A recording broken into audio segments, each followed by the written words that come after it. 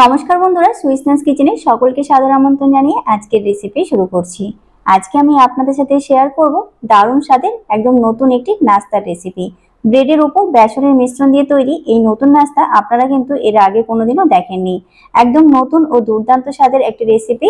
এই ব্রেড দিয়ে তৈরি নাস্তা আপনারা যদি একবার বানান তাহলে কিন্তু সপ্তাহে 3 থেকে 4 বার আপনারা এই রেসিপিটি বানাবেনই গ্যারান্টি, কারণ এর স্বাদ অসাধারণ হয়। আপনারা যদি ডেইলি একঘেয়েমি নাস্তা থেকে নতুন কিছু নাস্তা বানাতে চাইছেন তাহলে এই রেসিপিটা একদম আপনাদের জন্য। তো চলুন দেখে নেওয়া যাক আমাদের আজকের এই দারুণ টেস্টি একদম নতুন স্বাদের নাস্তার রেসিপি। খুব সহজভাবে আজকের এই রেসিপিটি আপনাদের সাথে শেয়ার করছি। আশা করছি আপনাদের সকলেরই ভীষণ ভালো লাগবে। এই দারুণ স্বাদের নতুন নাস্তাটি বানানোর জন্য সবার প্রথমে আমি এখানে দেখুন নিয়ে নিয়েছি ব্রেড, আর ব্রেডের থেকে আমি 5 থেকে 6টা স্লাইস নিয়ে নিয়েছি। এখন আমি এর মধ্যে থেকে একটা ব্রেড নিয়ে নিয়েছি আর ব্রেডটাকে আমি প্রথমে কেটে নেব। তো দেখুন ব্রেডটা কাটার জন্য আমি এখানে এরকম ছোট স্টিলের বাটি নিয়ে নিয়েছি। আপনারা চাইলে স্টিলের গ্লাসও নিতে পারেন অথবা কুকি কাটারের সাহায্যে ব্রেডটা কেটে নিতে পারেন।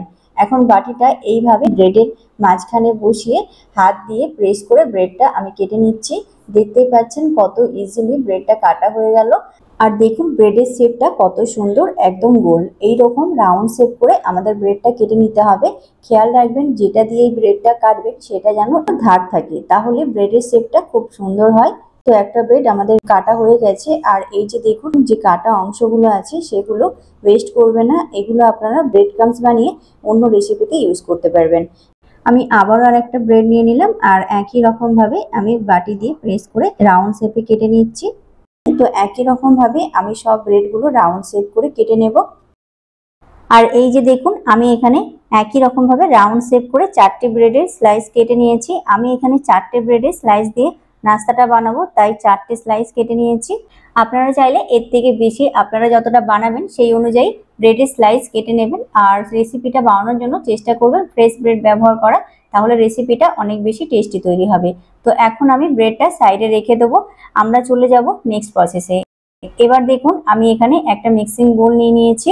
এরপর এখানে দেখুন 1 কাপ পরিমাণ বেসন নিয়ে নিয়েছি। আর বেসনটা আমি চেলে নিয়েছি, অবশ্যই কিন্তু বেসনটা চেলে নিতে হবে। এবার এর মধ্যে দিয়ে দেবো হাফ চামচ বা স্বাদ মতো লবণ। কালারের জন্য দিয়ে দেবো 1/4 চামচ হলুদ গুঁড়ো। তবে হলুদ গুঁড়োটা কিন্তু সম্পূর্ণ অপশনাল, আপনারা চাইলে স্কিপ করতে পারেন। এরপর আমি এর মধ্যে দিয়ে দেবো হাফ চামচ পরিমাণ চিলি ফ্লেক্স। এটা দিলে নাস্তাটা খুব সুন্দর টেস্টি লাগে, অবশ্যই চিলি ফ্লেক্সটা দেবেন। এখন চামচের সাহায্যে খুব ভালো করে সব একসাথে করে মিশিয়ে নেব। তো ভালো করে সব উপকরণগুলো মিশিয়ে নিয়েছি বেসনের সাথে। এরপর দেখুন আমি এখানে 1 গ্লাস মতো জল নিয়ে নিয়েছি।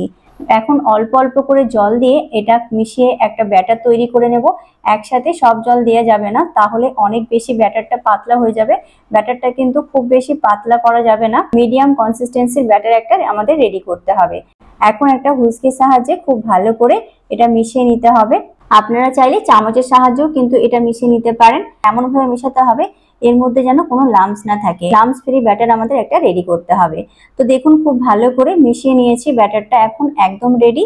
আর এর কনসিস্টেন্সিটা দেখুন ঠিক এরকম রাখতে হবে, খুব বেশি পাতলাও না আবার খুব বেশি ঘনও না, মিডিয়াম কনসিস্টেন্সিটা রাখতে হবে, কারণ এটা বেসন আর বেসন কিন্তু কিছুটা ফুলে যায়। তো এবার দেখুন এর মধ্যে দিয়ে দেবো 1 চামচ পরিমাণ চিনি। চিনিটা দিলে টেস্টটা কিন্তু খুব ভালো আসে। আর দিয়ে দেবো হাফ চামচ পরিমাণ পাতিলেবুর রস। এখন খুব ভালো করে চিনি আর পাতিলেবুর রসটা মিশিয়ে নেব। এর মধ্যে চিনি ও পাতিলেবুর রস অ্যাড করলে এর মধ্যে খুব সুন্দর ফ্লেভার আসে, তাই অবশ্যই আপনারা এটা অ্যাড করবেন। তো খুব ভালো করে আমি মিশিয়ে নিয়েছি, এখন এটা একদম রেডি। তো এবার এটা একটা ঢাকনা দিয়ে ঢেকে এটা আমি 3 থেকে 4 মিনিটের জন্য রেস্টে রেখে দেবো, এতে করে মিশ্রণটা খুব সুন্দরভাবে ফুলে যাবে। এবার দেখুন এখানে আমি দুটো মিডিয়াম সাইজের পেঁয়াজ নিয়ে নিয়েছি আর পেঁয়াজটা আমি খোসা ছাড়িয়ে ভালো করে ধুয়ে রেখে নিয়েছি। আপনারা চাইলে বড় সাইজের পেঁয়াজও নিতে পারেন। এখন পেঁয়াজটা কেটে নেবো। পেঁয়াজটা আমরা এইরকম ভাবে পাতলা পাতলা স্লাইস করে কেটে নেবো, যেরকম ভাবে আমরা স্যালাডের জন্য পেঁয়াজ কাটি সেই রকম ভাবেই কিন্তু আমাদের পেঁয়াজটা কেটে নিতে হবে। পেঁয়াজটা কিন্তু লম্বা লম্বা শেপ করে কাটবে না, পেঁয়াজটা আমাদের কিন্তু এরকম রাউন্ড শেপ করে কেটে নিতে হবে। তো দেখুন আমি দুটো পেঁয়াজই এরকম পাতলা পাতলা স্লাইস করে গোল গোল করে কেটে নিয়েছি। এবার পেঁয়াজটা আমরা সাইডে রেখে দেবো। এরপর এখানে দেখুন ওভেন অন করে ওভেনের উপর একটা ফ্রাই প্যান বসিয়ে দিয়েছি। আর প্যান গরম হলে এর মধ্যে দিয়ে দেবো 1 টেবিল চামচ পরিমাণ রিফাইন তেল। তেল হালকা গরম হলে এর মধ্যে দিয়ে দেবো 2 থেকে 3টে কাঁচা লঙ্কা। লঙ্কাটা আমি ছোট ছোট করে কেটে নিয়েছি। আর দিয়ে দেবো গ্রেট করে রাখা 1/2 ইঞ্চি মতো আদা। এরপর এর মধ্যে দিয়ে দেবো 4 থেকে 5টা রসুন কুচি। রসুনটা আমি ছোট ছোট করে কেটে নিয়েছি, আপনারা চাইলে কিন্তু রসুনের পেস্টও দিতে পারেন। এখন এগুলো আমি খুব ভালো করে কয়েক সেকেন্ড ভেজে নেব, এর মধ্যে থাকা কাঁচা স্মেলটা রিমুভ হওয়া পর্যন্ত। তো কয়েক সেকেন্ড এগুলো ভেজে নেওয়ার পর এবার এর মধ্যে দিয়ে দেবো 2টো মিডিয়াম সাইজের পেঁয়াজ কুচি। পেঁয়াজটা আমি ছোট ছোট করে কেটে নিয়েছি। এখন পেঁয়াজটাও আমি 1 মিনিট মতো ভেজে নেব, কাঁচা স্মেলটা রিমুভ হওয়া পর্যন্ত। তো পেঁয়াজটা 1 মিনিট মতো ভেজে নিয়েছি, পেঁয়াজটা সফট হয়ে গেছে। এখন এর মধ্যে দিয়ে দেবো একটা ক্যাপসিকাম কুচি। ক্যাপসিকামটা আমি একদম ছোট ছোট করে কেটে নিয়েছি। এরপর ক্যাপসিকামটা পেঁয়াজের সাথে মিশিয়ে কিছুক্ষণ খুব ভালো করে রান্না করে নিতে হবে। এটা খুব বেশি রান্না করার দরকার নেই, বেশি রান্না করলে কিন্তু এর কালারটা চেঞ্জ হয়ে যাবে। শুধু এর কাঁচা স্মেলটা রিমুভ হওয়া পর্যন্ত এটা রান্না করে নিতে হবে। এখন এটা ঢাকনা দিয়ে ঢেকে দেবো 1 থেকে 2 মিনিটের জন্য। তো প্রায় 2 মিনিট হয়ে গেছে, আমি এখন ঢাকনাটা খুলে নিচ্ছি। আর দেখুন ভেজিটেবল গুলো কিন্তু সেদ্ধ হয়ে গেছে, আর আপনারা দেখতেই পাচ্ছেন এর কালারটাও কিন্তু চেঞ্জ হয়নি।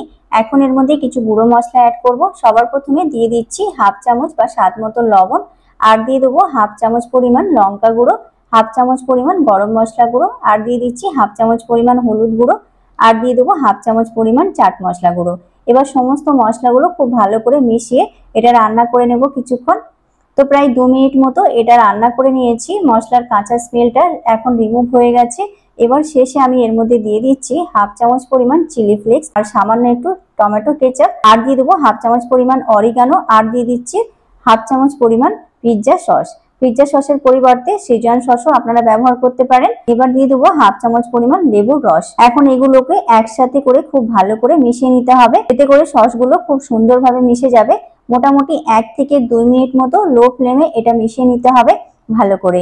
তো দেখুন এখন আমাদের এই দারুণ টেস্টি স্টাফিং একদম রেডি হয়ে গেছে। এবার ফ্লেমটা অফ করে এটা নামিয়ে এই স্টাফিংটা একটা প্লেটের মধ্যে বের করে রেখে দেব এটা ঠান্ডা হওয়ার জন্য। তো সমস্ত স্টাফিংটা আমি প্লেটে রেখে নিয়েছি, বের করে আমি এইভাবে একটু ছড়িয়ে নিচ্ছি, এতে করে আমাদের স্টাফিংটা তাড়াতাড়ি ঠান্ডা হয়ে যাবে। এটা এখন অনেক গরম, তাই এখন এটা আমি সাইডে রেখে দেবো ঠান্ডা হওয়ার জন্য। তো যতক্ষণ স্টাফিংটা ঠান্ডা হচ্ছে ততক্ষণে আমরা আরেকটা কাজ করে নেব। তো দেখুন আমি এখানে 4টে ছোট স্টিলের বাটি নিয়ে নিয়েছি, আর বাটিগুলো আমি একই সাইজে নিয়েছি। আমি যেহেতু ভিডিও বানাচ্ছি তাই একই সাইজের বাটিগুলো নিয়েছি, আপনারা চাইলে আলাদা আলাদা সাইজের বাটিও নিতে পারেন। আজকে আমরা এই দারুণ টেস্টি নাস্তাটা বাটিতে বানাবো, তবে আপনারা যদি চান এই নাস্তাটা বাটিতে না বানিয়ে প্লেটেও বানাতে পারেন। কিন্তু আমি এই নাস্তাটি বাটিতে বানাচ্ছি কারণ নাস্তাগুলো একদম সেম সাইজে তৈরি হবে এবং দেখতেও নাস্তাগুলো খুব সুন্দর লাগবে। এবার এখানে সামান্য রিফাইন তেল নিয়ে নিয়েছি দেখুন, আর 4টে বাটিতেই অল্প অল্প করে তেল দিয়ে দেবো। এখন ব্রাশের সাহায্যে বাটিগুলোকে খুব ভালো করে অয়েল ব্রাশ করে নিতে হবে। তো প্রত্যেকটা বাটিতেই আমি তেলটা ভালো করে গ্রিস করে নিয়েছি, এতে করে আমাদের নাস্তাগুলো একটু বাটিতে লেগে থাকবে না, খুব সহজে ডিমল্ট হয়ে যাবে। তো বাটিগুলোতে আমি খুব ভালো করে অয়েল গ্রিস করে নিয়েছি। এবার যে আমরা ব্রেডের স্লাইস গুলো কেটে রেখেছিলাম সেগুলো একটা একটা করে নিয়ে বাটিগুলোর মধ্যে এইভাবে রেখে দেবো। খেয়াল রাখবেন যেন বাটিতে এগুলো একদম ঠিক মতো সেট হয়। এরপর আমরা যে পেঁয়াজটা কেটে রেখেছিলাম এক এক করে আমি পেঁয়াজগুলো ব্রেডের উপরে রেখে দেবো।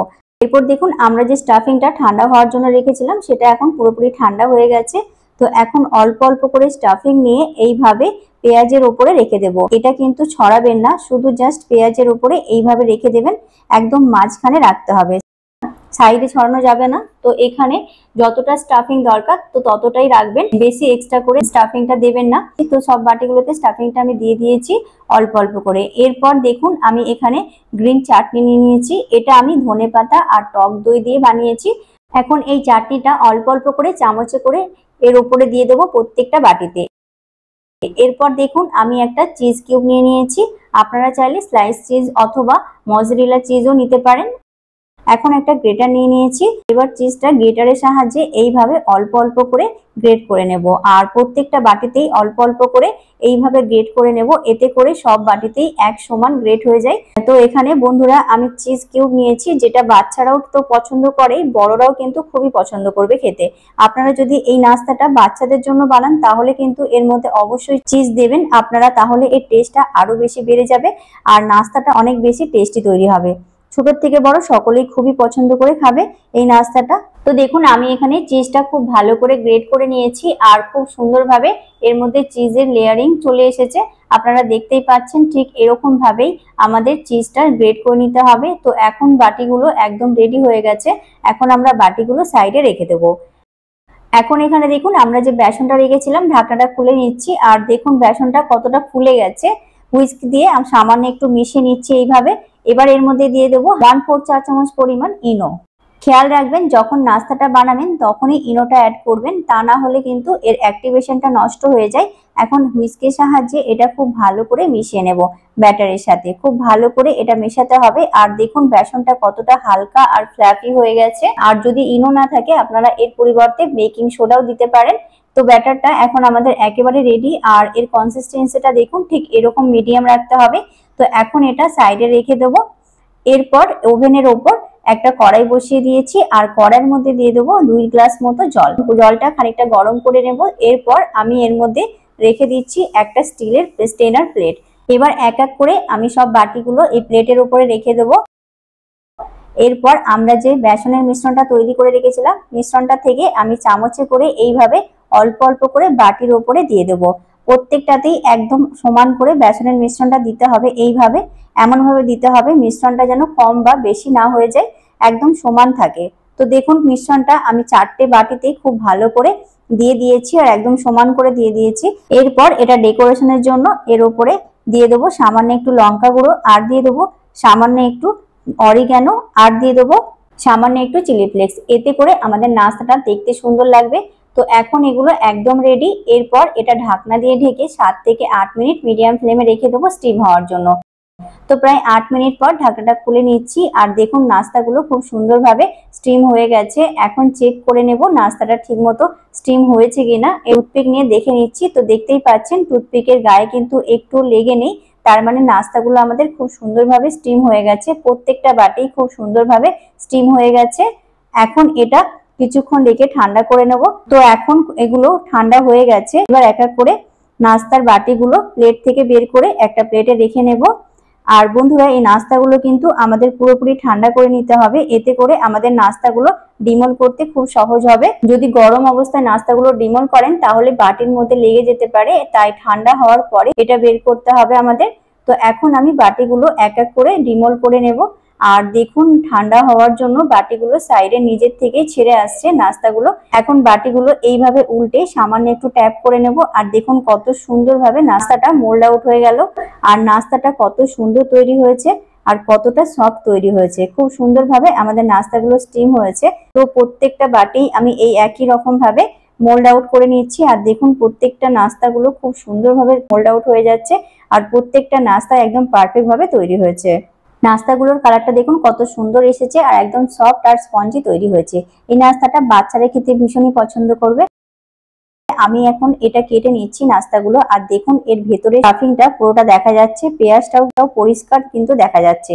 এর টেক্সচারটা দেখুন কত সুন্দর লাগছে। এই নাস্তাটা আপনারা বাড়িতে বানালে বাড়ির সবাই আপনার প্রশংসা করবে, কারণ এটা এতটাই টেস্টি তৈরি হয়। কারণ এটা দারুণ টেস্টি একটা নাস্তা। তো বন্ধুরা ভালো লাগলে আপনারাও এইভাবে এই রেসিপিটা একবার অবশ্যই বাড়িতে বানাবেন। আশা করছি বাড়ির সকলের ভীষণ পছন্দ করবে। অসাধারণ স্বাদে তৈরি হয় একদম নতুন একটি নাস্তা।